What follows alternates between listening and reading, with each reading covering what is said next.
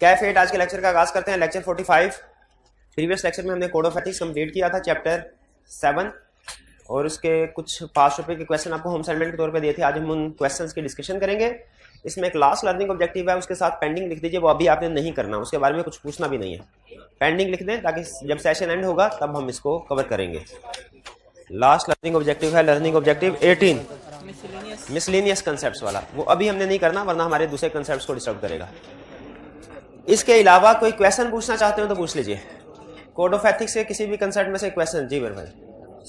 Code of ethics में है कि अभी किसी थ्रेट की वजह से फर्म जो है डिस्क्वालीफाई हो गई है। फॉर एग्जांपल थ्रेट की वजह से फर्म डिस्क्वालीफाई हो गई है, ये दोनों अल्फाज एक ही सेंटेंस में इस्तेमाल ना करें, क्योंकि लफ्ज डिस्क्वालीफाइड जो है ये कंपनीज एक्ट में इस्तेमाल होता है, लफ्ज थ्रेट जो है वो कोड ऑफ एथिक्स में इस्तेमाल होता है। ठीक है, थ्रेट की वजह से, किसी सिचुएशन की वजह से थ्रेट राइज हो गया तो आगे अलाउड ही नहीं है। बिल्कुल ठीक है, जैसे अंडर कटिंग जो है वो अलाउड नहीं है। ठीक, साइमल्टेनियस एम्प्लॉयमेंट भी अलाउड नहीं है। बिल्कुल ठीक है।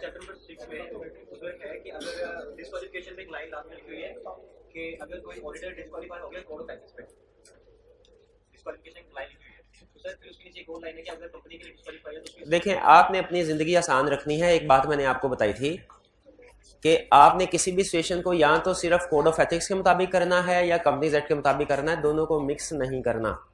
और क्वेश्चन में वो लिखा होगा, जब उसने कोड ऑफ एथिक्स को टेस्ट करना है तो वो क्वेश्चन में लिखा होता है रिक्वायरमेंट में, कोड ऑफ एथिक्स के मुताबिक आंसर कीजिए। कंपनीज एक्ट में डिस्क्वालिफिकेशन क्राइटेरिया में लास्ट लाइन एक लिखी हुई है, कोड ऑफ एथिक्स का रेफरेंस दे रहा है कि अगर कोई पर्सन कोड ऑफ एथिक्स के मुताबिक जो उधर से सिग्निफिकेंट थ्रेट रिड्यूस नहीं हो सकता तो वो लॉ में भी डिस्क्वालीफाइड होगा। वो लाइन सिर्फ रट्टा के लिए है। इसकी वजह से आपने ये कंसेप्ट हरगिज बिल्ड नहीं करना कि कोड ऑफ एथिक्स के हर क्वेश्चन को कंपनीज एक्ट में फिट कर दे। नहीं करना। क्या करना है, या तो सिर्फ कोड ऑफ एथिक्स के मुताबिक किसी सिचुएशन को आंसर करना है या सिर्फ कंपनीज एक्ट के मुताबिक। और ये कैसे पता चलेगा कोड ऑफ एथिक्स के मुताबिक करना है कि रिक्वायरमेंट। अच्छा, एक चीज और नोट कर लीजिए, एक और चीज अहम है। कभी कभार रिक्वायरमेंट में कुछ पुराने क्वेश्चन में वो ना ये मेंशन करता है कि कोड ऑफ एथिक्स के मुताबिक आंसर करो, या ना ये मेंशन करता है कंपनीज एक्ट, वर्ड यूज करता है एप्लीकेबल रूल्स एंड रेगुलेशन। जब आपको 3-4 सिचुएशन, फर्ज कीजिए उसने 4 सिचुएशंस दे दी और ये कहा कि हर सिचुएशन को एप्लीकेबल रूल्स एंड रेगुलेशंस के मुताबिक बताइए, क्या ऑडिटर की अपॉइंटमेंट हो सकती है कि नहीं।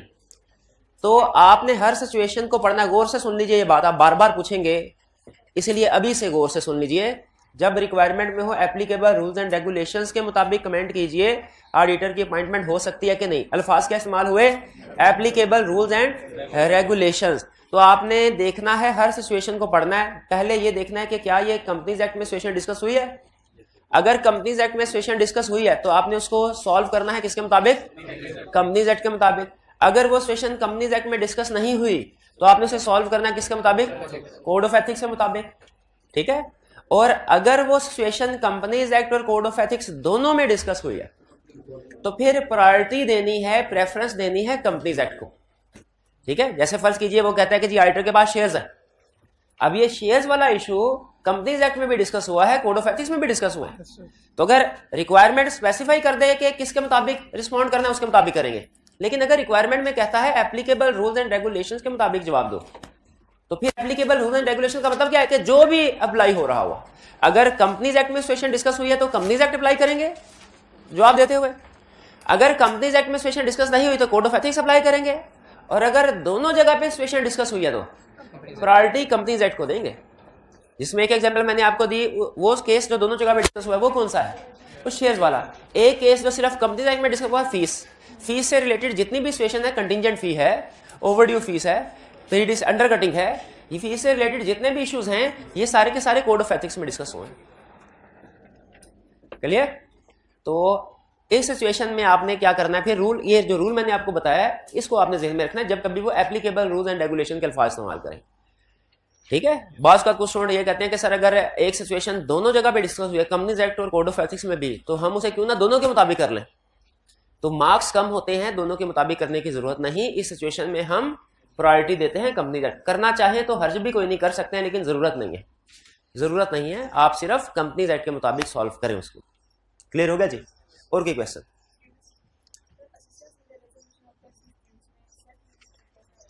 Assistance in resolution of tax disputes में सेल्फ रिव्यू थ्रेट अराइज होता है ये थ्रेट कैसे अराइज होता है? देखिए, अगर आप सेल टैक्स की जो लायबिलिटी है वो फाइनेंशियल स्टेटमेंट्स में अपीयर हो रही होगी।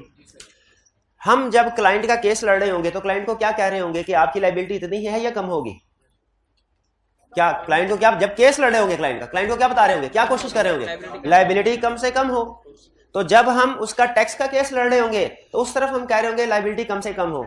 लेकिन जब फाइनेंशियल स्टेटमेंट्स का ऑडिट कर रहे होंगे तो उस वक्त हमारा टारगेट होगा कि ट्रू एंड फेयर व्यू हो, यानी जो फेयर एस्टिमेट है वो हो। तो जो लायबिलिटी हमने एज टैक्स कंसल्टेंट क्लाइंट को बताई होगी कि इंशाल्लाह इतनी लायबिलिटी आपको पे करनी पड़ेगी, इससे ज्यादा नहीं करनी पड़ेगी, क्या जब फाइनेंशियल स्टेटमेंट्स को वेरीफाई करने के लिए आएंगे तो इससे फर्क पड़ेगा? क्या हम बायस हो जाएंगे उस लोअर अमाउंट की तरफ? इसीलिए सेल्फ रिव्यू थ्रेट राइज होता है, क्योंकि सेल टैक्स की अमाउंट जो है फाइनेंशियल स्टेटमेंट में रिफ्लेक्ट हो रही होगी। क्लियर? और कोई क्वेश्चन? और कोई क्वेश्चन नहीं? हाइब्रिड क्लास में से कोई क्वेश्चन? चलिए, और रूम नंबर 6 में से? कोई नहीं। और 4 में? चलिए, शाबाश। अब चलते हैं हम पास्ट पेपर्स के कुछ प्रैक्टिस की तरफ। अच्छा, सबसे पहले तो आप ये देखिए, इस क्वेश्चन में रिक्वायरमेंट को पढ़ते हैं। रिक्वायरमेंट कह रहा है explain the ethical threats which में affect the auditor of stock company. सबसे अहम लफ्ज कौन सा है? Ethical threats. इसको अंडरलाइन कर लें, इससे हमें पता चल गया ये कोड ऑफ एथिक्स का क्वेश्चन है और हमने इसमें से थ्रेट्स को बताना है। उसने रिक्वायरमेंट ए में पूछा थ्रेट्स को बताओ। Second requirement, for each ethical threat discuss how the effect of threat can be mitigated. यानी हर सिचुएशन में जिससे थ्रेट अराइज हो रहा है आपने क्या बताना है? सेफगार्ड्स। अच्छा, एक चीज से ध्यान में रखिएगा, इस रिक्वायरमेंट को बाज़ का स्टूडेंट गलत इंटरप्रेट करते हैं। उससे लिखा फॉर ईच एथिकल। कुछ सिचुएशन में आपको पता है एक से ज्यादा थ्रेट अराइज होते हैं, 2 या 3। ऐसी सिचुएशन में आपने सेफगार्ड हर थ्रेट के अलग-अलग नहीं लिखने, क्योंकि याद रखिएगा जो सेफगार्ड्स होते हैं ये सिचुएशन के होते हैं, ये इंडिविजुअल थ्रेट के नहीं होते। तो अगर किसी सिचुएशन में 2 या 3 थ्रेट अराइज होते हैं, आप उनको इकट्ठा लिखेंगे, एक ही लाइन के अंदर एक्सप्लेनेशन इकट्ठी होगी उनकी, और सेफगार्ड भी उनके इकट्ठे होंगे। आप अलग-अलग हर थ्रेट, एक सिचुएशन के अंदर 3 थ्रेट, तीनों को अलग-अलग नहीं एक्सप्लेन करना, ना ही उनको अलग-अलग आपने सेफगार्ड्स बताने हैं। कलेक्टिवली एक्सप्लेन करना है, सेफगार्ड भी इकट्ठे, सिग्निफिकेंस भी इकट्ठे। यानी हम उसको एक सिंगल सिचुएशन, अगर किसी एक सिचुएशन में एक से ज्यादा थ्रेट हैं भी, हम उसको सिंगल सिचुएशन के तौर पे सॉल्व करेंगे, हर थ्रेट अलग-अलग नहीं होना। Clear? Discuss how the effect of threat में मिटिगेट, कोर्स ऑफ एक्शन पूछ रहा है। अच्छा, सिग्निफिकेंस के बारे में वो नहीं पूछ रहा, ठीक है? ये एसीसीए का क्वेश्चन है। एसीसीए के क्वेश्चन में वो क्लियरली सिग्निफिकेंस के बारे में बताता है और वो कहता है जब मैं ना बताऊं तो आप ना लिखो। लेकिन आई कैप क्या कहता है कि मैं बताऊं या ना बताऊं, आपने सिग्निफिकेंस के फैक्टर्स को लिखना है। हर एग्जामिनेशन बॉडी की अपनी रिक्वायरमेंट्स होती है, अपना स्टाइल होता है। जैसे एसीसीए में कुछ एक्सप्लेनेशन के ऊपर वो ज्यादा जोर देते हैं, आई कैप एक्सप्लेनेशन के ऊपर जोर नहीं देता, वो कहता है मेन कंसेप्ट मुझे बताइए क्या है। तो ये हमारा क्वेश्चन हो गया। स्टार्ट करें इसको। कह रहा है question, you are a manager in the audit firm of Ali and company. This is your first time you have worked on one of firms established client stock company. First time आप इस client का audit करने जा रहे हैं। मैंने अच्छा याद रखें, ये नहीं कह रहा कि फर्म पहली दफा ऑडिट करने जा रही है, नहीं नहीं, फर्म का ऑलरेडी एस्टैब्लिश्ड क्लाइंट है, पुराना क्लाइंट है, आप फर्स्ट टाइम ऑडिट करने जा रहे हैं। कोई प्रॉब्लम है इसमें? कोई प्रॉब्लम, कोई थ्रेट राइज नहीं होता फर्स्ट टाइम ऑडिट में, कोई थ्रेट। चलिए, the main activity of stock company is providing investment advice to individual regarding saving for retirement, purchase of shares and securities and investing in tax efficient saving scheme। ये लोगों को financial advice provide करते हैं कि किस तरीके से उन्हें अपनी रिटायरमेंट को प्लान किया जाए, करना चाहिए, इन्वेस्टमेंट कैसे करनी चाहिए। Stock is regulated by relevant financial services authority, regulator भी है। क्या इस सिचुएशन में कोई इस इंफॉर्मेशन से कोई थ्रेट राइज होता है? इससे भी कोई थ्रेट राइज, ये कंपनी के बारे में हमें इंफॉर्मेशन दे रहा है, उसके नेचर ऑफ बिजनेस के बारे में इंफॉर्मेशन दे रहा है। नेचर ऑफ बिजनेस से कंपनी के बारे में जो इंफॉर्मेशन मिलती है, इससे एथिकल इशू कोई नहीं अराइज होता। कंपनी की नेचर ऑफ बिजनेस की वजह से एथिकल इशू अराइज नहीं। लेकिन याद रखिए, जब हम एक रिस्क असेसमेंट का टॉपिक पढ़ेंगे, उसमें रिक्वायरमेंट होगी कि एक सिमिलर इंफॉर्मेशन होगी, मतलब तकरीबन इसी तरह की, लेकिन उसमें वो कहेगा कि रिस्क आइडेंटिफाई करो। उस वक्त जो कंपनी का नेचर ऑफ बिजनेस है, उससे रिस्क आइडेंटिफाई हम करेंगे। जैसे कुछ बिजनेस ऐसे हैं जिनमें रिस्क ज्यादा होता है और कुछ बिजनेस ऐसे हैं जिनमें रिस्क कम। छोटी सी एग्जांपल, मैन्युफैक्चरिंग बिजनेसेस में रिस्क ऑफ मिसस्टेटमेंट ज्यादा होता है, कॉम्प्लेक्स है। ट्रेडिंग बिजनेस में रिस्क कम होता है, ठीक है। ऐसा बिजनेस जिसमें रेगुलेशंस ज्यादा अप्लाई होती हो, उनमें वायलेशन का रिस्क ज्यादा है, और ऐसा बिजनेस जिस पे रेगुलेटरी रिक्वायरमेंट कम हो उसमें वायलेशन का रिस्क भी कम है। तो रिस्क असेसमेंट के लिए नेचर ऑफ बिजनेस रेलिवेंट है, थ्रेट्स आइडेंटिफाई करने के लिए नेचर ऑफ बिजनेस रेलिवेंट नहीं है। इसमें सारा उसने nature of business, nature of company को एक्सप्लेन किया है पहले पैराग्राफ में। तो पहले पैराग्राफ में हमारा कोई थ्रेट अराइज नहीं होता। एग्रीड? आगे चलते हैं। कह रहा है you have been asked to start the audit planning for stock company by mister Sun, a partner in Ali and company.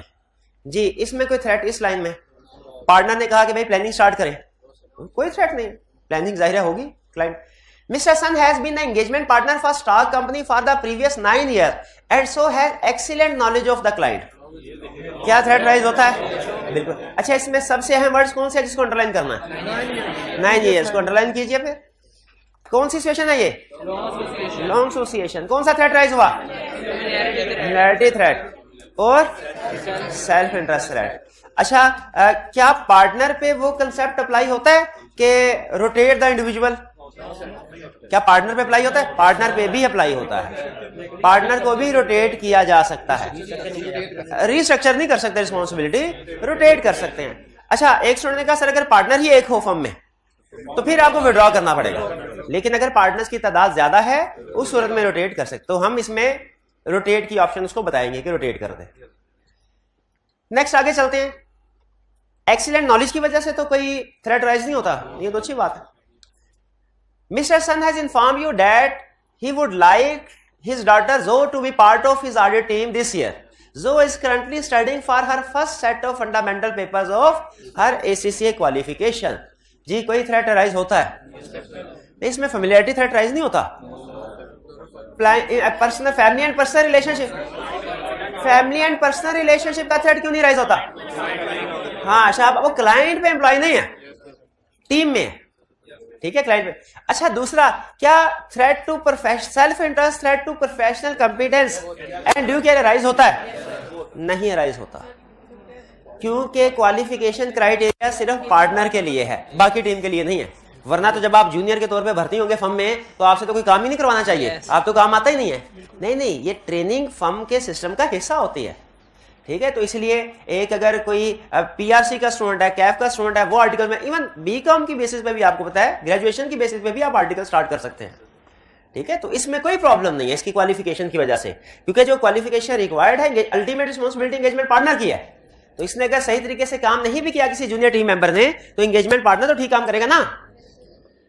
तो इस वजह से भी कोई थ्रेट अराइज नहीं होता, ठीक है, कि वो जो है वो फंडामेंटल पेपर, स्टार्ट के पेपर पढ़ रही है।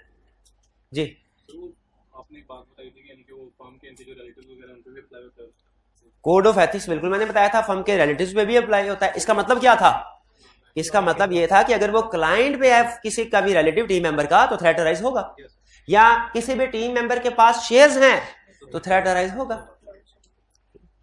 कोई एम्प्लॉय है रिलेटिव, थ्रेट अराइज होगा। तो यहाँ पे वो मिस्टर सन की बेटी है सर, मिस्टर सन से 9 साल से 9 साल के बाद। हाँ जी, सर इससे कोई थ्रेट नहीं, कोई 9 years की वजह से फेमिलियरिटी थ्रेट हमने लादा लिख तो दिया, ठीक है। जो अगर क्लाइंट पे एम्प्लॉय होती ना फिर थ्रेट राइज होता, फिर हम उसको कहते हैं कि ये फैमिली एंड पर्सनल रिलेशनशिप है, अभी नहीं।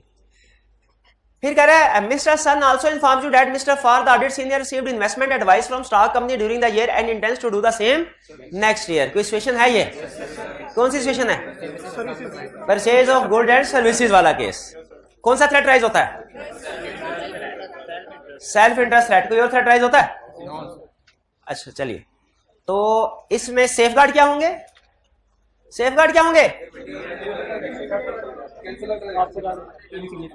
मटेरियल है तो ट्रांजैक्शन कैंसिल कर दें, या इस रेलिवेंट टीम मेंबर को रिमूव कर दिया जाए, ठीक है। इसमें पहले सेकंड पैराग्राफ में हमें 3 सिचुएशंस ऐसी मिली जिनमें थ्रेट राइज होता। एक 9 year वाली, दूसरी कौन सी थी? इन्वेस्टमेंट एडवाइस 2 की, तीसरी कोई नहीं है, 2 ही है। चलिए ठीक है, दो सिचुएशन हमारे सामने आई, 9 years वाली और इन्वेस्टमेंट एडवाइस वाली। आगे चलते हैं next. In an initial meeting with the finance director of stock company, you learned that the audit team will not be entered on stock company's yard this year as this could appear to be an attempt to influence the opinion of the audit. ये yard क्या होती है? Board की तरह होती है। इसे किस लिए इस्तेमाल किया? सैरो तफरी के लिए। अच्छा चलिए, कह रहे हैं इस दफा आपको बोर्ड के जरिए से सैरो तफरी नहीं करवाएंगे क्योंकि इससे ओपिनियन इन्फ्लुएंस हो सकता है, इंडिपेंडेंस इफेक्ट। तो सही कह रहा है, हम इस सही कंसेप्ट पे उसको मुबारकबाद पेश करते हैं कि बिल्कुल सही कंसेप्ट है। आगे क्या कह रहा है? कह रहे हैं instead he has arranged A balloon flight costing less than 1/10 of the expense using yard and hopes this will be acceptable. वो कह रहे हैं हम उससे बलून फ्लाइट, इस पे खर्चा उसे कम आएगा, तो इसमें तो कोई प्रॉब्लम नहीं है। कौन सी सिचुएशन है? इंड्यूसमेंट। तो कौन सा थ्रेट राइज होता है इंड्यूसमेंट में? Self interest threat, familiarity threat और इंटिमिडेशन। चलिए ठीक। नेक्स्ट क्या कह रहा है इसके बाद? The director also states that fee for taxation services this year should be based on a percentage of tax saved, contingent fee, and trust that your firm will accept a fixed fee for representing stock company in a dispute regarding amount of sale tax payable. अब ये कौन सा वाला case हो गया? Resolution of tax dispute. Tax से related 3 तरह की सर्विसेज बताइए ना आपको। एक है टैक्स कैलकुलेट करना फाइनेंशियल स्टेटमेंट्स को प्रिपेयर करने के लिए, उसमें एंट्री पास करने के लिए। एक है टैक्स रिटर्न फाइल करने में हेल्प करना, जो एफबीआर को की जाएगी। टैक्स रिटर्न का फाइनेंशियल स्टेटमेंट से कोई डायरेक्ट लिंक नहीं है। और तीसरा जो डिस्प्यूट है टैक्स से रिलेटेड, उनमें क्लाइंट को रिप्रेजेंट करना, यानी क्लाइंट का लीगल एडवाइजर बन जाना टैक्स मैटर्स के, टैक्स डिस्प्यूट के ऊपर। ये 3 सिचुएशन। तो ये थर्ड वाली सिचुएशन है। थ्रेट कौन सा राइज होता है? सेल्फ रिव्यू थ्रेट और एडवोकेसी थ्रेट। शाबाश, ये 5 थ्रेट हमने आइडेंटिफाई कर लिए। इनमें कोई प्रॉब्लम इस क्वेश्चन में हो तो पूछ लीजिए, कोई प्रॉब्लम नहीं। चलिए इसके बाद नेक्स्ट चलते हैं। अच्छा, आप मुझे बता सकते हैं कि ये क्वेश्चन आपके प्रीवियस क्वेश्चन जो आपने जितने भी अटेम्प्ट किए हैं उनसे कैसे डिफरेंट है? हाँ जी, इसमें अलग-अलग सिचुएशन नॉर्मली उनमें बताई जाती थी, पार्ट 1, 2, 3, 4। इसमें उसने कंटिन्यूअस पैराग्राफ फॉर्म में इंफॉर्मेशन दी है। ये आपका केस कैसे उसने प्रेजेंट किया, इसको ध्यान में रखिए। इससे पहले हमने जो केस स्टडीज की थी उसमें क्या करता था? 1, 2, 3, 4। इसमें कंटिन्यूअस पैराग्राफ। गैस कीजिए कौन सा वाला क्वेश्चन अटेम्प्ट करना आसान है? जी, जिसमें उसने बुलेट्स बनाए होते थे, ऑलरेडी नंबरिंग की होती थी। हमें पता होता था कि ये इस चीज, ये अलग-अलग सिचुएशंस हैं। यहाँ पे अब आपको, यहाँ पे उसने रेलिवेंट और इररेलिवेंट इंफॉर्मेशन दोनों मिक्स कर दी।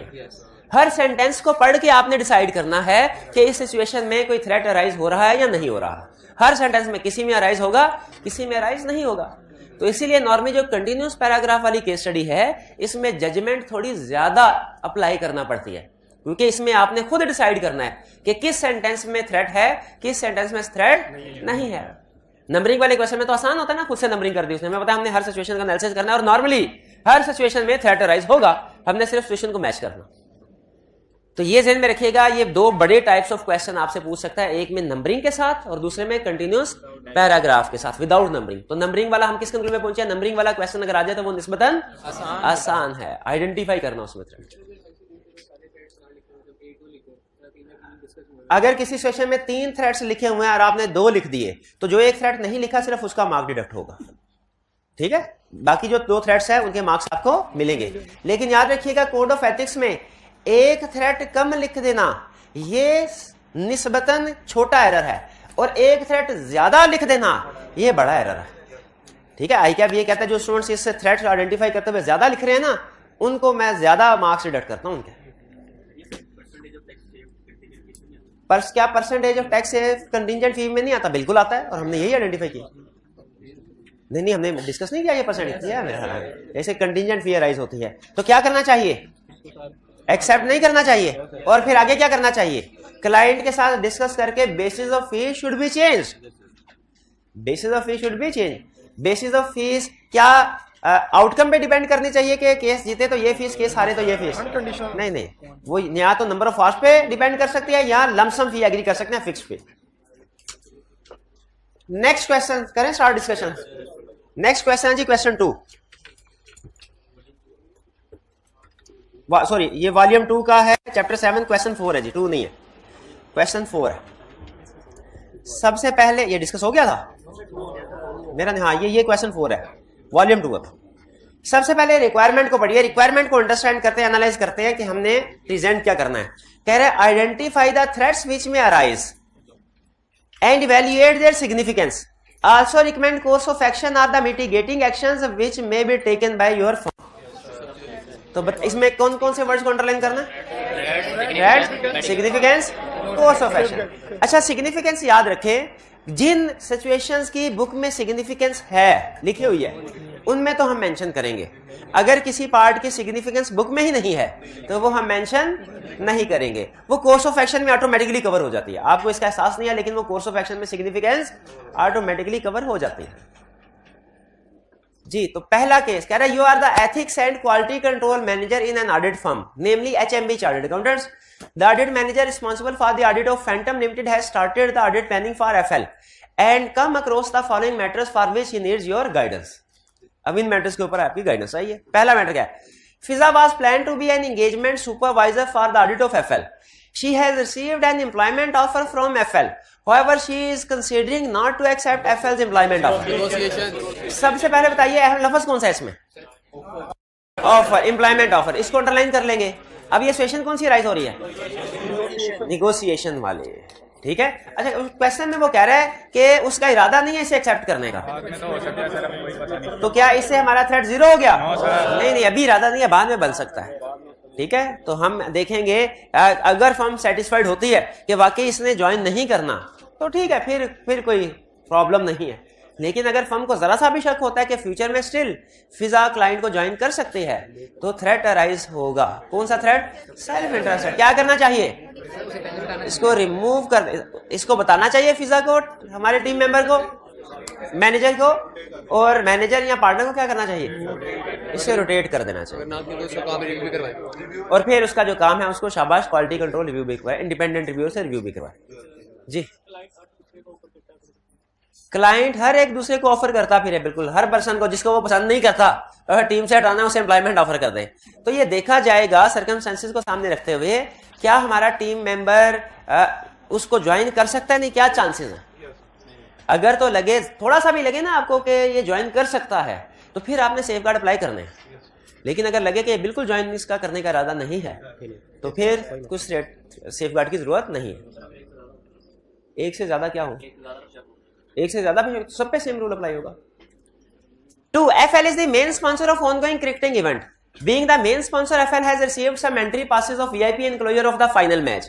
It has offered 3 such passes to the RD team member. PSL का फाइनल. Inducements. कौन कौन सा threat? Self interest, familiarity, intimidation threat. क्या करना चाहिए? एक्सेप्ट नहीं करना चाहिए. और आगे अगर एक्सेप्ट कर लिया है तो रीइंबर्स किया जाए और टीम मेंबर को रिमूव कर दिया जाए जिन्होंने एक्सेप्ट किया है, और काम का रिव्यू किया जाए. शाबाश. गोली नहीं मारी जाए. ये कौन सा सेफ गार्ड बता? ये गोली वाला सेफ गार्ड किसने? नहीं भाईजान, गोली नहीं मारनी उनको. ठीक है. नेक्स्ट, थर्ड में क्या कह रहा है जी? कह रहा है your firm is under renovation process and about to procure 2 central air conditioning system through tendering process. आप परचेज करने जा रहे हैं. प्रोक्योर का मतलब परचेज करना है. क्या परचेज करने जा रहे हैं? AC. Your firm has received quotations from various vendors including FL. ये जो इंक्लूडिंग FL, अगर ये नाना अल्फाज होते कोई थ्रेट राइज नहीं. भाई फर्म परचेज करना चाहती है, जिससे मर्जी करे, लेकिन क्लाइंट से परचेज करेगी तो थ्रेट राइज हो गया. कौन सा? Purchase of good and services वाला, जो भी हमने डिस्कस किया. इससे प्रीवियस वाली केस स्टडी में purchase of good and service आया था. इससे प्रीवियस वाली केस स्टडी में purchase of good and service आया था. आया था. उसमें कौन सी एग्जांपल थी? इन्वेस्टमेंट एडवाइस वाली. शाबाश. तो ये same case. Clear. Safe guard, significance और फैक्टर बता देंगे. इसके सिग्निफिकेंस के फैक्टर्स में क्या क्या था? आर्म लेंथ पे हो, ऑर्डिनरी कोर्स ऑफ बिजनेस की ट्रांजैक्शन है, टेंडरिंग प्रोसेस को फॉलो किया गया है, मैग्नीट्यूड, सिग्निफिकेंट या मटेरियल नहीं होना. शाबाश. ये 3-4 फैक्टर्स थे. 4. FL has offered your firm that fee for taxation services of this year may be based on percentage of tax saved. Contingent fee. अच्छा, एक स्टूडेंट ने कहा सर कंटिजेंट फी सिर्फ ऑडिट क्लाइंट अगर हो हमारा, उसको चार्ज नहीं कर सकते. अगर एक कंपनी का हम ऑडिट कर ही नहीं रहे उसको कंटिजेंट फी चार्ज कर सकते हैं। अगर हमारा कोई पर्सन ऑडिट क्लाइंट ही नहीं है तो याद रखिए उसके लिए फिर इंडिपेंडेंस जरूरी नहीं है। अगर हमारा कोई ऑडिट क्लाइंट ही नहीं है उसके लिए इंडिपेंडेंस जरूरी है नहीं है। उस सिचुएशन में कंटिजेंट फी चार्ज कर सकते हैं। कंटिजेंट फी का रूल याद रखें, अपने ऑडिट क्लाइंट को कोई भी सर्विस प्रोवाइड करे कंटिजेंट फी चार्ज नहीं कर सकते। लेकिन अगर वो ऑडिट क्लाइंट नहीं है फिर जो मर्जी करें, फिर तो चाहे पूरे का पूरा इंडिपेंडेंस की रिक्वायरमेंट्स ही तबाह कर दें, वो कोई प्रॉब्लम नहीं। इसमें कोई परेशानी वाली बात है? ये कंसेप्ट समझ आ गया ना आपको कि अगर ऑडिट क्लाइंट है उसको किसी भी किस्म की कंटिजेंट फी चार्ज नहीं करनी, चाहे वो ऑडिट की फीस हो चाहे टैक्स की हो। लेकिन अगर कोई क्लाइंट हमारा ऑडिट क्लाइंट है ही नहीं उसको कंटिजेंट फी चार्ज कर ले, कोई प्रॉब्लम। लेकिन आई कैप ने अभी तक ये कंसेप्ट टेस्ट नहीं किया, स्टूडेंट ने पूछा था तो मैंने कहा आपके साथ भी शेयर कर दूं। मैंने कंटिजेंट फी से कौन सा थ्रेट राइज होता है? क्या इंटेग्रिटी का थ्रेट राइज होता है? जी इसमें कोई प्रॉब्लम? जी जी पूछिए क्या क्वेश्चन है?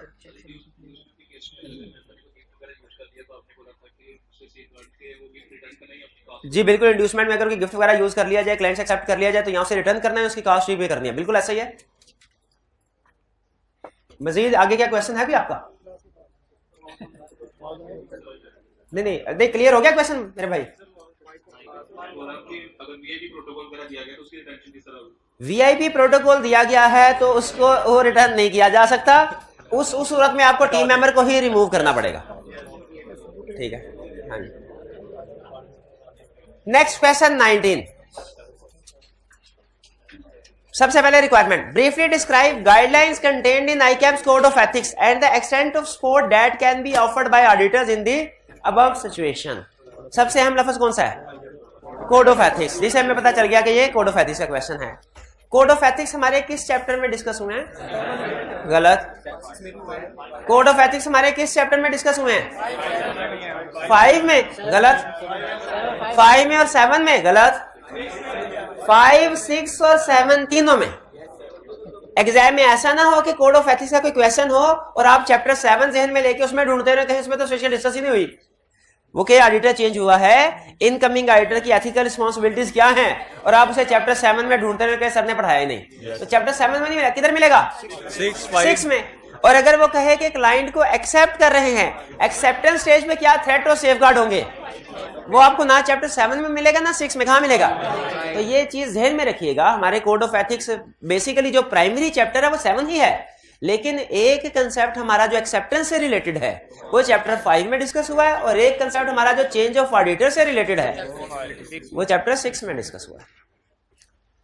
19 required, briefly describe the guidelines contained in ICAP's code of ethics and the extent of support that can be offered by the auditors in the above situation. अच्छा, extent of support से मुझे लग रहा है कि शायद ये अकाउंटिंग बुक कीपिंग सर्विसेज की तरफ लेके जाए। एक्सटेंट ऑफ सपोर्ट तो उसने उधर ही बताई हुई है कि कुछ तरह की किस तरह की सर्विसेज प्रोवाइड कर सकते हैं, किस तरह की नहीं। किस तरह की सर्विसेज प्रोवाइड कर सकते हैं? जो रूटीन और मैकेनिकल नेचर की हो, और इसकी उसने हमें एग्जांपल भी बताई थी। किस तरह की सर्विसेज प्रोवाइड नहीं कर सकते? जो जजमेंट जिसमें मैनेजरियल डिसीजंस इन्वॉल्व हो। शाबाश। कह रहे हैं Mustansar is the audit manager of a team engaged on the audit of an unlisted company. Unlisted को अंडरलाइन कर लें। लिस्टेड होता तो हमारे लिए बहुत आसान होता। कैसे? अलाउड नहीं। During his initial discussion with the CEO of the company, he was informed that depressed economic conditions have badly affected the company and its liquidity. Due to uncertainty about the future of the company, certain key employees have left, including several staff members of accounting and finance department. अब CEO partner के साथ बैठ के तो क्या आपने मसले मसाइल डिस्कस, मैनेजर के साथ बैठ के क्या मसले मसाइल डिस्कस कर रहा है? कह रहा है सर जी हमारे एम्प्लॉइज छोड़ के। अच्छा, ऐसे ही मैं यहाँ पे पहुंचा, मेरे जहन में आ रहा है और हो ना हो ये एम्प्लॉय मांगेगा भी। ये लोन स्टाफ वाला केस है, ये ऐसे बिला वजह आके हमारे साथ बातें डिस्कस नहीं कर रहा। कह रहा है have left. Consequently, the accounting records are in a bad shape and the management is making efforts to complete the draft accounts quickly. कोशिश कर रहे हैं। He therefore requested Mustansar to carry out necessary accounting work and to help prepare the annual financial statement at a fee to be agreed mutually. ये sentence हमारे case में सबसे अहम sentence है जो डिसाइड करेगा कि किस तरफ जाना है, इसलिए इसको ध्यान से पढ़ दें। पहले मुझे बताइए, फी टू बी एग्रीड म्यूचुअली में कोई प्रॉब्लम तो नहीं है? ये कंटिजेंट फी तो नहीं है, कहते जो एग्री करेंगे म्यूचुअली। फिर he therefore requested Mustansar to carry out necessary accounting work and to help prepare the annual financial statement. अच्छा, यहाँ पे रुक के अब मैं सोच रहा हूँ, ये जो उसने मुस्तंसर से कहा ना कि आप नेसेसरी अकाउंटिंग वर्क करें, इस वाले हिस्से से to carry out necessary accounting work, मेरे जहन में ये आया कि accounting and book keeping services की बात कर रहा है। ये नहीं कह रहा कि आप स्टाफ हमें दे दीजिए, ये कह रहे हैं आप हमें accounting and book keeping services provide कीजिए। लेकिन फिर आगे जो कह रहे हैं to help prepare the annual financial statement, के फाइनेंशियल स्टेटमेंट प्रिपेयर करने में हेल्प करें, इसमें थोड़ा 50-50 की बात आ गई है। क्योंकि हेल्प इस सेंस में भी हो सकती है कि आप हमारी फाइनेंशियल स्टेटमेंट बना दें, और हेल्प इस सेंस में भी हो सकती है हम फाइनेंशियल स्टेटमेंट प्रिपेयर करते हैं, आप आके हमारे साथ बैठ जाएं। तो ये जो दूसरी वाली सेंस है, इसमें लोन स्टाफ भी आ सकता है। अब यहां पे सेंटेंस के अंदर 2 फ्रेजेस हैं। पहले वाले फ्रेज से मुझे लग रहा है कि ये accounting and book keeping services की बात कर रहा है, दूसरे वाले फ्रेज से मैं 50-50 हूं, क्योंकि हेल्प करनी है ना, हेल्प में accounting and book keeping services भी आ सकती हैं और लोन स्टाफ भी आ सकता है। बताइए मुझे किसको लिखना चाहिए, अकाउंटिंग एंड बुकिंग। इसलिए एक तो ये कि ये जो कह रहे हैं ना हेल्प प्रिपेयर, ये 50-50 है, और ऊपर उसने उससे पहले क्लियरली कह दिया कि आप फाइनेंशियल स्टेटमेंट हमें, आप हमारा अकाउंटिंग वर्क करके दीजिए, तो ये अकाउंटिंग एंड बुक कीपिंग वाले। दूसरा, थोड़ा सा अगर आप गौर करें ना, तो ये जो कह रहा है कि extent of support that can be provided, इससे भी आपको अंदाजा हो जाएगा कि ये book keeping and accounting services की बात कर रहा है। क्लियर? अच्छा, लेकिन फर्ज कीजिए एग्जाम में आप ये डिसीजन नहीं कर पाते, इन दोनों में फंस गए, तो क्या बेहतर है दोनों बता दें, या दोनों में से कोई एक लिख के, अजम्पशन लिख के कि इस सिचुएशन में क्लियर नहीं है इंफॉर्मेशन, हम एज्यूम कर रहे हैं कि क्लाइंट लैंडिंग ऑफ स्टाफ की बात कर रहा है, हेल्प करने से मुराद इसकी है कि स्टाफ हमें प्रोवाइड कर दे। लेकिन स्टिल अगर 50-50 भी हो ना, तो मैं accounting and book keeping services को सेलेक्ट करना ज्यादा बेहतर समझूंगा। एक दफा डिसाइड कर लिया ना आपने कि कौन सी सिचुएशन है, फिर उसके बाद काम आसान है। कौन सा थ्रेट राइज हुआ इसमें? सेल्फ रिव्यू थ्रेट, ठीक है। और इसके बाद कौन कौन सी सपोर्ट प्रोवाइड कर सकते हैं? रूटीन एंड मैकेनिकल नेचर की। उसके बाद रूटीन एंड मैकेनिकल नेचर में एग्जांपल्स भी क्या हमें देनी चाहिए? 3 एग्जांपल थी या 4? मुझे 3, मुझे तो एक थी transaction, posting, preparing, trial balance, और फोर्थ कौन सी वाली थी? फोर्थ नहीं, 3 ही थी ना, एक ट्रांजैक्शन वाली, एक पोस्टिंग इनटू टी काउंट, और फिर ट्रायल बैलेंस। ठीक।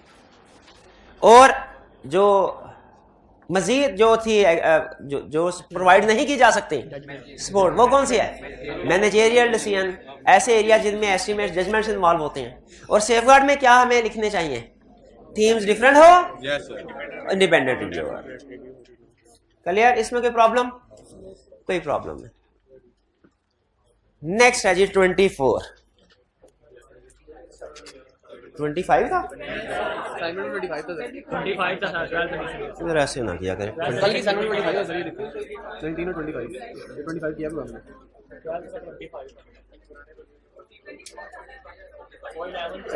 कोई नहीं, 24 भी कर लेते हैं, 25 भी कर लेते हैं, ऐसी क्या टेंशन है? 24 और 25 दोनों का टाइम हमारे पास है खुला, बेफिक्र रहे। 24 भी कर, एक एडिशनल क्वेश्चन सही। तो पहले 24 पसंद करेंगे 25? 25, चलिए फिर 25। नहीं, अभी आज 25 भी आ जाता है सामने।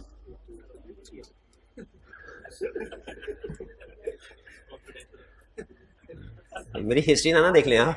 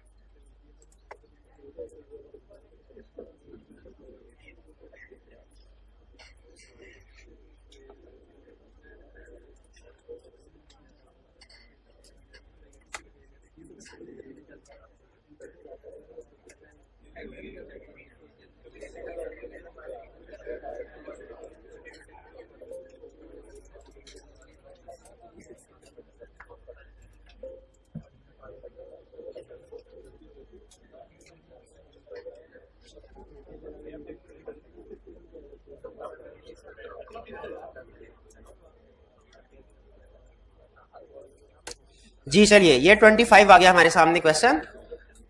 सबसे पहले रिक्वायरमेंट, ये भी वैसा ही क्वेश्चन है। Explain the ethical threats which may affect the independence of Jones and company's audit of LV phones company. Explain the ethical threat, और फिर कह रहा है for each threat explain how it might be audit. ये है safeguards, और ये क्या है, थ्रेट्स और उनकी एक्सप्लेनेशन। सिग्निफिकेंस ACCA वाला आपको पता है वो सिग्निफिकेंस नहीं पूछता, ठीक है, तो सिग्निफिकेंस यहाँ पे लिखने की जरूरत नहीं, लेकिन ICAP का कोई भी क्वेश्चन होगा आपने सिग्निफिकेंस लाजमी डिस्कस करनी है। स्टार्ट करते हैं। अच्छा अगेन ये भी क्या, ये इसमें भी उसने 1 2 3 4 5 करके सिचुएशन दी है, या कंटिन्यूस पैराग्राफ है, कंटिन्यूस पैराग्राफ है, ठीक है। You are the audit manager of Jones and company and you are planning the audit of LV phones company which has been an audit client for 4 years and specialisation in manufacturing luxury mobile phones. हम practice में देखें, अगर कोई team member हो ना, वो 3 साल से ज्यादा अगर क्लाइंट के साथ अटैच रहा है तो फेमिलियरिटी थ्रेट राइज हो जाता है, थ्रेट राइज हो जाता है। और मैक्सिमम, ये तो हो गया ना मिनिमम 3 साल, थ्रेट राइज हो गया, उसके बाद सेफगार्ड अप्लाई करने हैं। मैक्सिमम 5 साल का टाइम, 5 साल के बाद तो ऑडिटर को ही चेंज होना चाहिए, यानी 5 साल बाद तो थ्रेट भी जो है ना वो भी मुश्किल हो बढ़ जाते हैं। तो यहाँ पे 4 year की बात कर रहा है, तो इसमें आप थ्रेट अराइज कर सकते हैं कि आपके टीम मेंबर्स को रोटेट करना चाहिए, इससे फेमिलियरिटी थ्रेट राइज होगा, लॉन्ग एसोसिएशन। तो 4 year हमारे लिए अहम इंफॉर्मेशन होगी, अंडरलाइन कर लें। इसके बाद during the planning stage of the audit you have obtained the following information. The employ of LV phones company are entitled to purchase mobile phone at a discount of 10%. The audit team has in previous year been offered the same level of staff discount. कोई threat rise हुआ कि नहीं? क्यों threat rise नहीं हुआ? देखिए, purchase of good and services का case बनता है क्या? Purchase of good and service का केस बनता है कि नहीं? अब आप सोच रहे होंगे सर इसमें थ्रेट राइज नहीं होता क्योंकि जिस प्राइस पे वो एम्प्लॉइज को दे रहा है उस प्राइस पे बाकी हमें भी दे रहा है। तो ये तो क्या ये मार्केट प्राइस पे ऑडिटर इसको टीम इसको खरीद रही है? मार्केट प्राइस में नहीं खरीद रही, बल्कि किस प्राइस पे? डिस्काउंटेड, जो सिर्फ एम्प्लॉइज के लिए है। तो इसमें क्या थ्रेट राइज होता है? पहले तो बताइए सिचुएशन कौन सी है? Purchase of goods and services. हाँ वही, ये इंड्यूसमेंट में गिफ्ट आता है।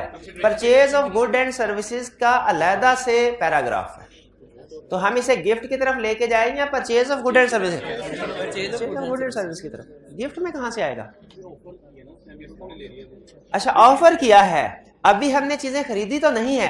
देखें, ऑफर करने से भी तो थ्रेट राइज हो गया, ठीक है। अच्छा, उसने कहा कि audit team has in previous year been offered same level, कि पिछले सालों में ऑफर होती रही है।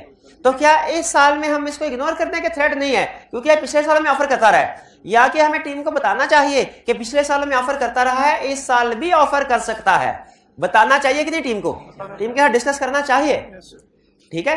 और क्या अभी परचेज नहीं किया, लेकिन क्या टीम को बता देना चाहिए कि इफ परचेज करेंगे तो थ्रेट अराइज होगा? बिल्कुल। इसमें दो सिचुएशंस हैं, दो क्वेश्चंस हैं इस सेंटेंस में। पहला क्वेश्चन, परचेज कर सकते हैं अभी किए नहीं, तो क्या हमें थ्रेट डिस्कस करना चाहिए कि नहीं? सब करना चाहिए। क्लाइंट अगर कुछ ऑफर भी करता है ना ऐसा जो कोड ऑफ एथिक्स के अगेंस्ट हो और एग्जाम में वो उसको मेंशन करता है, तो वो आपसे एक्सपेक्ट कर रहा है कि आप उसको कमेंट कीजिए। वरना तो वो जो एम्प्लॉयमेंट वाली केस स्टडी थी उसमें भी क्लाइंट ने ऑफर किया था, उसे कौन सा ज्वाइन कर लिया था? हमने उसको भी थ्रेट अराइज किया ना, डिस्कस किया, क्योंकि उसके उस सिचुएशन को क्वेश्चन में देने का मकसद यही है, हम उसको पिक करके डिस्कस करें कि इसमें क्या एथिकल प्रॉब्लम्स है। तो हालांकि अभी गुड्स परचेज नहीं की, लेकिन क्या थ्रेट हमें डिस्कस करना चाहिए? करना चाहिए कि नहीं? करना चाहिए, क्योंकि क्वेश्चन में उसने इंफॉर्मेशन दी, उसका मकसद ये है।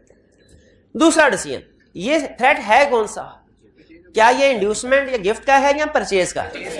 ये आपको बड़ा क्लियर होना चाहिए कि purchase of good and service का थ्रेट है। क्यों? हम इसमें क्लाइंट से परचेज कर रहे हैं। डिस्काउंट पे चीजें परचेज करना मतलब परचेज ही है।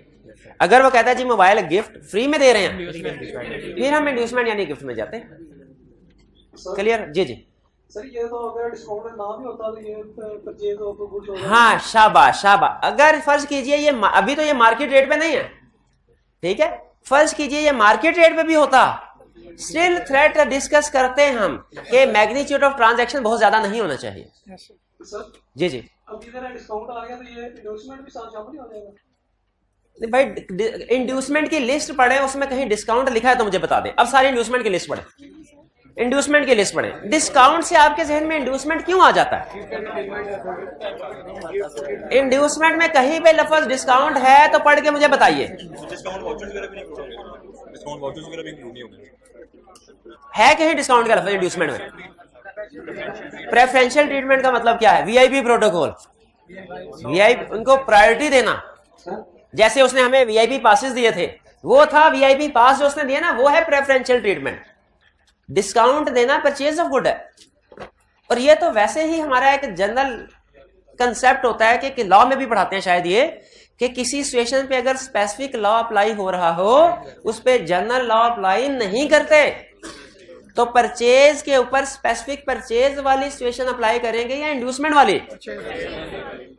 तो गिफ्ट इंड्यूसमेंट नहीं है, लिखे सारे, सॉरी ये डिस्काउंट इंड्यूसमेंट नहीं है, डिस्काउंट इंड्यूसमेंट नहीं है। डिस्काउंट इंड्यूसमेंट किधर लिख रहे हैं? डिस्काउंट इंड्यूसमेंट नहीं है। क्लियर हो गया जी? और की क्वेश्चन?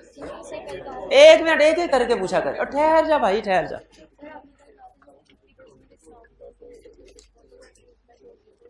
मैंने कल कहा था 50% डिस्काउंट देंगे तो इंड्यूसमेंट होगी। हाँ, मैंने ये कहा था कि बाज़-औक़ात वो हो सकता है आपको थोड़ा सा घुमाने के लिए ये कह दे कि आपको गिफ्ट वाउचर्स दिए गए हैं जिससे आप कंपनी की किसी भी शॉप पे जाके 30% डिस्काउंट हासिल कर सकते हैं। तो इसमें लफ्ज उसने गिफ्ट वाउचर का इस्तेमाल कर लिया, लेकिन अगर आप इसको एनालिसिस करें तो ये क्या है? डिस्काउंट। नाम कुछ भी रख दे, मिल तो डिस्काउंट रहा है। तो आपने इसको किस तरफ लेके जाना है? Purchase of good and services की तरफ।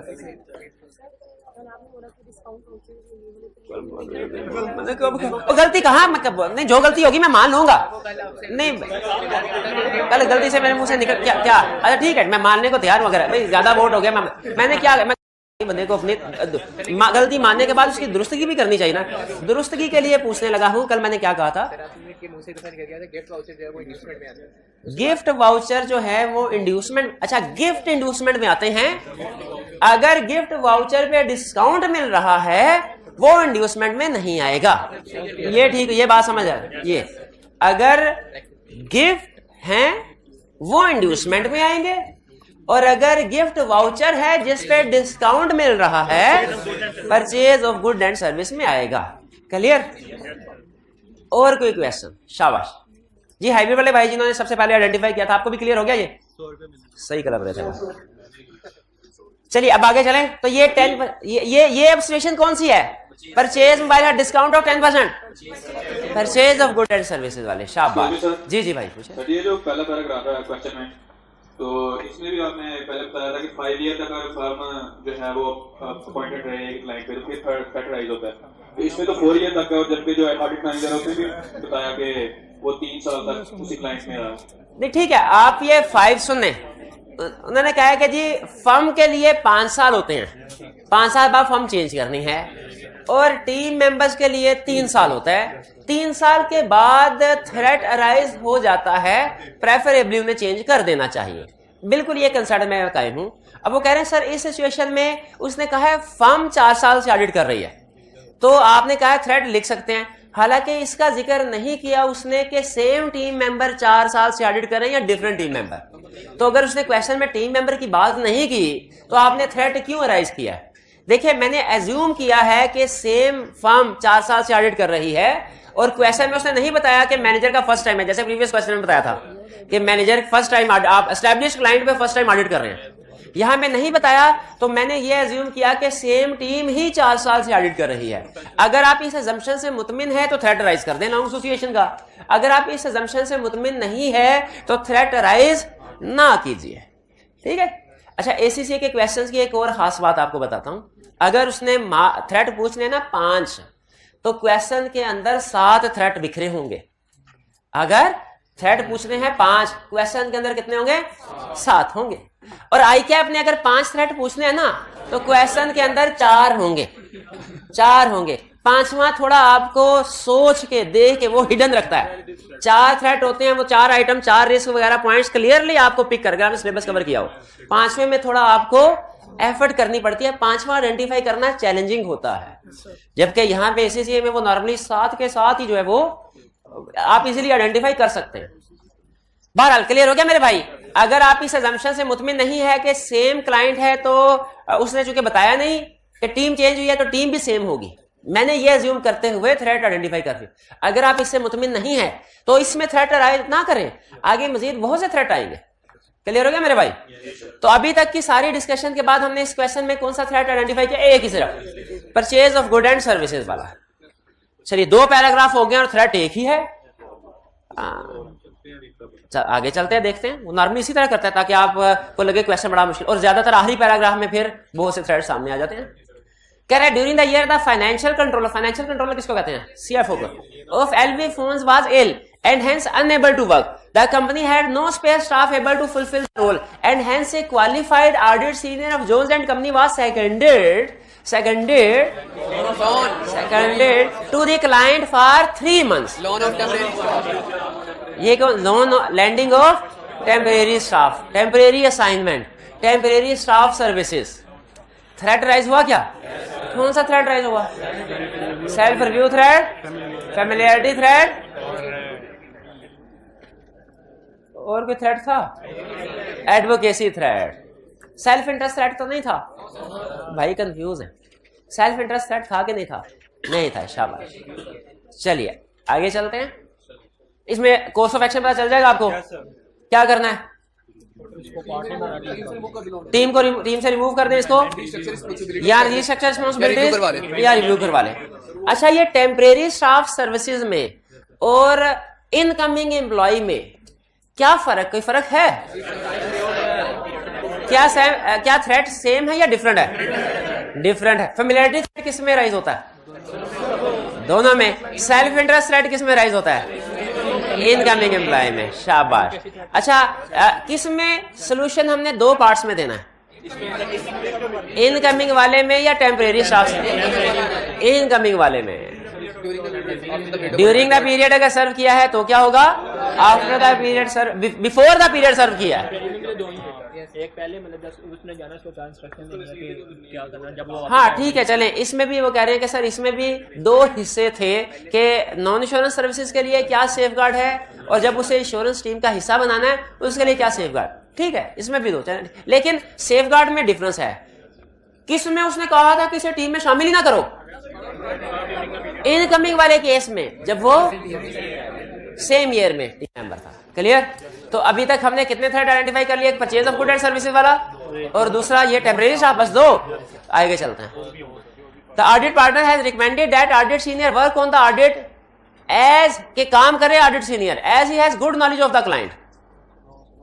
हाँ, वो कह रहा है कि यही सीनियर जो गया था यही इसको टीम का हिस्सा बनाता हूं। थ्रेट राइज होता है। The fee income derived from LV phones was boosted by this engagement, and along with audit and tax fee, now accounts for 16% of the firm's total fee. 16% को अंडरलाइन कर रहे हैं। कोड ऑफ एथिक्स ने एक percentage बताई है 15%। वो कहता है अगर किसी फर्म का टोटल रेवेन्यू का, फर्म के टोटल रेवेन्यू का 15% एक ही क्लाइंट से जनरेट हो रहा हो, समझ लो वो क्लाइंट मेजर सिग्निफिकेंट है। Firm depends on that client. Firm depends on, आपकी अगर पार्टनरशिप फर्म हो और आपको टोटल रेवेन्यू का 20% एक ही क्लाइंट से बिलिंग आ रही हो, क्या आप उस क्लाइंट को हाथ से जाने देंगे? क्योंकि अगर हाथ से गया तो आपका रेवेन्यू 20% से बिल्कुल नीचे हो जाएगा, आ जाएगा। तो इसीलिए इसको कहते हैं अनड्यू डिपेंडेंस। इसमें क्या थ्रेट राइज होता है? Self interest threat, intimidation threat भी। ये मेरा लिखा हुआ बुक में, ये ओवरड्यू डिपेंडेंस लिखा हुआ बुक में, ये अनड्यू डिपेंडेंस लिखा हुआ, ये नहीं लिखा हुआ। चले इस थ्रेड को फिर खास तौर पे पिक कर लें, ये हमारे लिए नई चीज आगे सीखने की। लिखा हुआ है अनड्यू इकोनॉमिक डिपेंडेंस, लिखा तो हुआ भाई अनड्यू इकोनॉमिक डिपेंडेंस। नहीं, सोल्यूशन में नहीं, बुक में पूछना। सोल्यूशन में तो बुक में नहीं लिखा हुआ। चले इसको पिक कर लीजिए फिर, ठीक है। कंसेप्ट क्या, पहले कंसेप्ट समझिए कि अगर फर्म की टोटल फी का लार्ज पोर्शन एक ही क्लाइंट से जनरेट हो रहा है तो firm depends on that client, और वो क्लाइंट अपनी मर्जी अपनी बातें मनवा सकता है। अच्छा, अब यहाँ पे डिपेंड करता है कितने % फीस एक ही क्लाइंट से आ रही हो तो ये अनड्यू डिपेंडेंस क्रिएट होगी। कोड ऑफ एथिक्स ने बताया हुआ 15%। लेकिन एक इंटरेस्टिंग चीज बताऊं, एक इंटरनेशनल बॉडी का क्वेश्चन मैं देख रहा था, उसमें 13.7 समथिंग % बन रही थी। तो उसने बजाय ये कि ये कहे कि इसमें थ्रेट राइज नहीं होता, उसने कहा था फर्म को चाहिए कि इसको मजीद, इस क्लाइंट को मजीद सर्विसेज प्रोवाइड ना करे, क्योंकि अगर मजीद सर्विसेज प्रोवाइड की तो परसेंट बढ़, यानी उसने फिर भी थ्रेट को डिस्कस जरूर किया, हालांकि 15% से परसेंटेज कम थी। तो मुझे बताइए, अगर 15% से परसेंटेज कम हो, या हमें लग रहा हो कि किसी सिचुएशन में एम्प्लॉय ने एम्प्लॉयमेंट को एक्सेप्ट नहीं करना, हमें पता चल रहा हो कि क्लाइंट ने ऑफर किया तो है डिस्काउंट, लेकिन हमारी टीम ने उसको एक्सेप्ट नहीं करना, तो क्या हम उसे बिल्कुल इग्नोर कर दें या फिर भी डिस्कस कर दें कि if team accepts, if audit senior accepts, this में क्रिएट फॉलोइंग थ्रेट। याद रखिए, एग्जाम क्वेश्चन में कोई पार्ट आ जाना, कोई सिचुएशन आ जाना, इसका मतलब क्या हमने उसे डिस्कस लाजमी करना है। एग्जाम क्वेश्चन में जो भी ऑडिट का इशू आ जाए ना, हमें डिस्कस जरूर करना होता है। इनडायरेक्टली ये कंसर्न मैंने आपको लीगल रिक्वायरमेंट में भी सिखाया था कि अगर एक ही क्वेश्चन के अंदर शेयर होल्डिंग भी है और चीफ एग्जीक्यूटिव वाली बात भी है, तो आपने दोनों को डिस्कस करना है, चाहे एक से वो डिस्क्वालीफाइड क्यों ना हो रहा हो, दूसरे को भी डिस्कस करना है। इसी तरह अगर एग्जाम में थ्रेट अराइज हो जाए, सिचुएशन आ जाए, तो आपने उसको डिस्कस जरूर कर, चाहे वो ये कह रहा हो कि टीम का इरादा नहीं एक्सेप्ट करने का, इरादा बदल भी सकता है ना, इरादा बदल भी सकता है, तो हमने उसको डिस्कस कर। इस केस के सेफगार्ड हैं 2, हिंट दे रहा हूं, जो सेफगार्ड बताएगा सोल्यूशन देखे बगैर उसको 50 रुपए इनाम, हिंट दे रहा हूं। थ्रेट ये है कि हमारे फर्म की टोटल फीस का 15% या उससे ज्यादा एक ही क्लाइंट से जनरेट हो रहा है, तो अनड्यू डिपेंडेंस हो गई। इसके 2 सेफगार्ड होते हैं, एक तो सर्विसेज कम कर दें, सर्विसेज कम करेंगे तो 16%, वो 15% से कम हो जाएगा, और दूसरा सर्विसेज की फी कम कर दी, और दूसरा दूसरों की फीस बढ़ा दे, या बेहतर होता आप कहते सर दूसरे क्लाइंट्स भी बढ़ा दे। फर्म को अपनी क्लाइंट बेस बढ़ानी चाहिए, क्योंकि देखें रेवेन्यू कैसे कैलकुलेट होता है, revenue from client A divided by total revenue. तो या तो रेवेन्यू फ्रॉम क्लाइंट ए को डिक्रीज कर दें या टोटल रेवेन्यू को इंक्रीज कर दे, तो परसेंटेज इंक्रीज हो जाएगी। शाबाश भाई को दे। भाई ये बात समझ आ रही है आपको? ये हमारे लिए नई सिचुएशन थी, इसको सीख लीजिए, इसको हाईलाइट कर लें, इसको हाईलाइट कर लीजिए। आगे चलते हैं। From a review of correspondence file, you note that the partner and the finance director have known each other socially for many years, and in fact they went on holiday together last summer with their families. As a result of this friendship, the partner has not yet spoken to the client about the fee for last year's audit, 20% of which is still outstanding. इस paragraph में कितने thread? 2। एक कौन सा? Personal, family and personal relationship, और दूसरा fees वाला। फी का कौन सी वाली सिचुएशन? फी की तो 4-5 सिचुएशन है। Overdue fees. शाबाश, क्लियर। चलिए, ये था हमारा क्वेश्चन। अब लास्ट क्वेश्चन आज का चेक। अच्छा 24, इसमें कह रहे हैं identify and discuss legal, ethical and professional violation. Legal violation का मतलब क्या है? जो कंपनीज एक्ट की वायलेशंस है। एथिकल वायलेशन का मतलब क्या है? कोड ऑफ एथिक्स की। और प्रोफेशनल वायलेशन का मतलब क्या है? ऑडिटिंग स्टैंडर्ड्स की। क्या हम पे एज ऑडिटर सिर्फ ऑडिटिंग स्टैंडर्ड अप्लाई होते हैं? नहीं, बल्कि कंपनीज एक्ट भी। और तो इसका मतलब है केस स्टडी में जहां जहां तबाही फेरी हुई है, जहां भी ऑडिट में उसने तबाही फेरी, वो डिस्कस कर लेंगे। जहां पे कोड ऑफ एथिक्स की वायलेशन की वो डिस्कस, जहां पे लॉ की वायलेशन की वो। क्लियर? उसने कहा है रिक्वायरमेंट को समझिए आप। उसने कहा लीगल भी वायलेशन बताओ, एथिकल वायलेशन भी बताओ, और प्रोफेशनल। उसने कोर्स ऑफ एक्शन कोई नहीं पूछा। क्या पूछा है? नहीं पूछा। तो क्या कोर्स ऑफ एक्शन बताया ना चाहिए हमें? Jack is a chartered accountant specialised in accounting, auditing and related services. कोई प्रॉब्लम है आपको? कोई वायलेशन है? कोई violation. Jill is a lawyer specialised in tax and other corporate related matters. कोई प्रॉब्लम है? Both decided to form a private company in the name of Jack and Jill private limited in Lahore. इसमें problem है? कोई problem नहीं है। Auditing कर रहा है चार्टर्ड अकाउंटेंट, क्या कर रहा है? ऑडिटिंग कर रहा है। ऑडिट कर रहा है कि नहीं? चार्टर्ड अकाउंटेंट लिखा हुआ है, Jack is a chartered accountant भी है और वो ऑडिट भी करता है। अच्छा, परफॉर्मिंग आप कह रहे हैं सर वो उसको पता अभी ऑडिट करता नहीं है?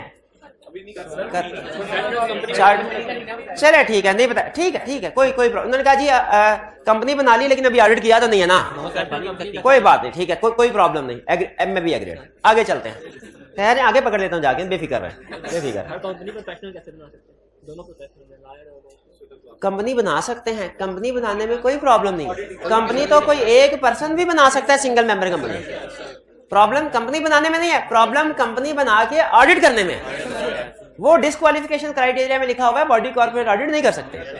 तो चले अभी कंपनी बनाई, ठीक है, कोई मसला नहीं, हमें कोई इतराज नहीं। Opening of business office was announced in a full page advertisement in newspaper Lahore. याद रखें हमारे ऑडिटिंग, हमारे बल्कि सीए प्रोफेशन में एडवर्टीजमेंट मना है, एडवर्टीजमेंट नहीं कर सकते। और एडवर्टीजमेंट क्यों नहीं कर सकते? क्योंकि एडवर्टीजमेंट से नॉर्मली फिर एक दूसरे को डिग्रेड किया जाता है। कंपनी नहीं, चार्टर्ड अकाउंटेंट्स नहीं कर सकते, कोई भी चार्टर्ड अकाउंटेंट नहीं कर सकता एडवर्टीजमेंट। अच्छा, आप कह रहे हैं कंपनी हो सकता है उसने इंपोर्ट एक्सपोर्ट के लिए बनाई हो, अगेन एग्रीड। लेकिन अगर आगे चल के उसने कहा ना कि ऑडिट शुरू कर दिया है, तो मैंने दोनों पॉइंट्स पे आपको पकड़ना है। मैंने ये कंपनी वाले पॉइंट्स पे भी पकड़ना है और एडवर्टीजमेंट में भी। एग्रीड, ये अंडरलाइन कर ले इसको, फाइनल बाद में करेंगे। कह रहे हैं देयर फर्स्ट स्टैट्यूटरी ऑडिट। अब बताओ क्या कह रहे हैं? Their first statutory audit client was Al Azhar textile mills limited, a listed company on Lahore stock exchange. अब बताइए, अब रेट्रोस्पेक्टिव इफेक्ट से दोनों प्रॉब्लम्स आ गई कि नहीं? अच्छा, ये जो कंपनी वाली प्रॉब्लम थी ये किस हेडिंग में आएगी? लीगल, एथिकल के प्रोफेशनल? लीगल में। और ये फुल पेज एडवर्टीजमेंट वाली, ये कोड ऑफ एथिक्स ने मना किया हुआ हमें। आई कैप मना करता है चार्टर्ड अकाउंटेंट्स को और खास तौर पे ऑडिटर्स को कि आपने एडवर्टीजमेंट नहीं करनी। ठीक है, वैसे पता नहीं क्यों, लेकिन वो सीए कॉलेजेस जो एडवर्टीजमेंट करते हैं ना उसके ऊपर वो चुप रहता है, तो होगी कोई, लेकिन वरना नॉर्मली खास तौर पे ऑडिट प्रोफेशन में ऑडिट फर्म के, आप ऑडिट फर्म की एडवर्टीजमेंट कहीं नहीं देखेंगे। बल्कि बाज़ का तो ऐसा होता है ऑडिट फर्म ने अपने ऑफिस के बाहर बोर्ड भी नहीं लगाया होता।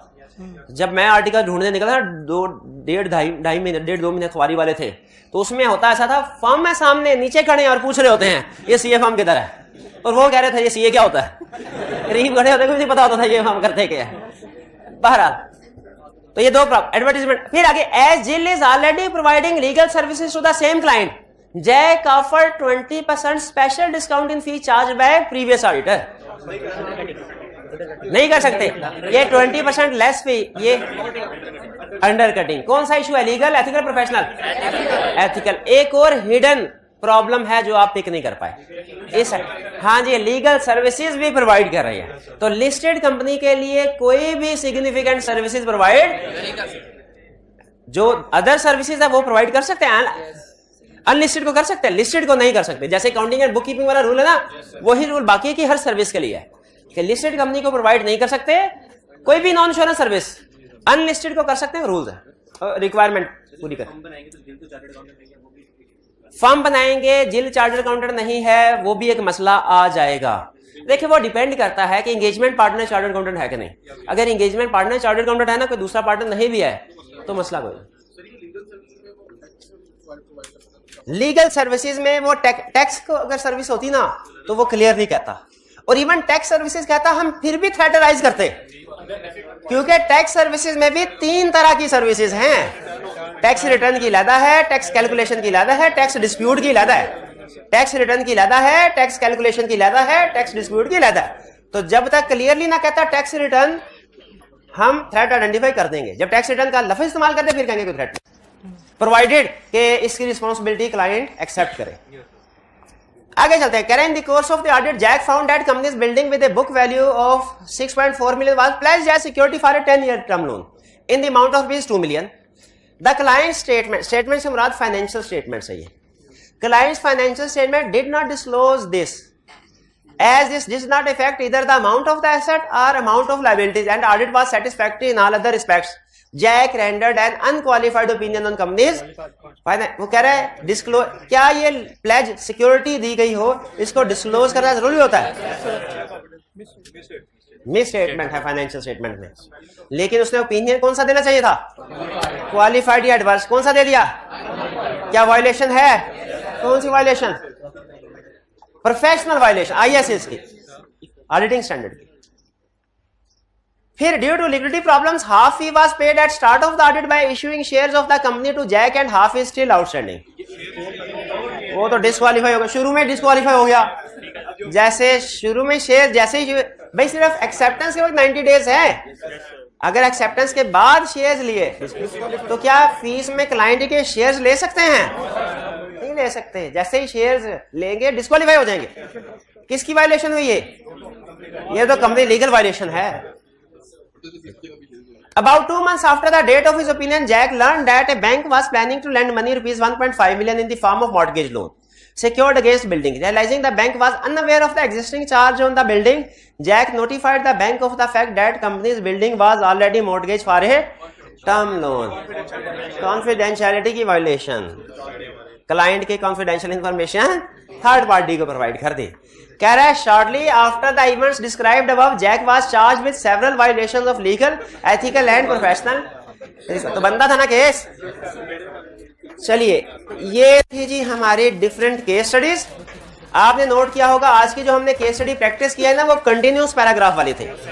तो अब आप दोनों तरह, लेकिन सिचुएशन वही थी, इंफॉर्मेशन प्रेजेंट करने का तरीकाकार मुख्तलिफ था, सिचुएशन वही है।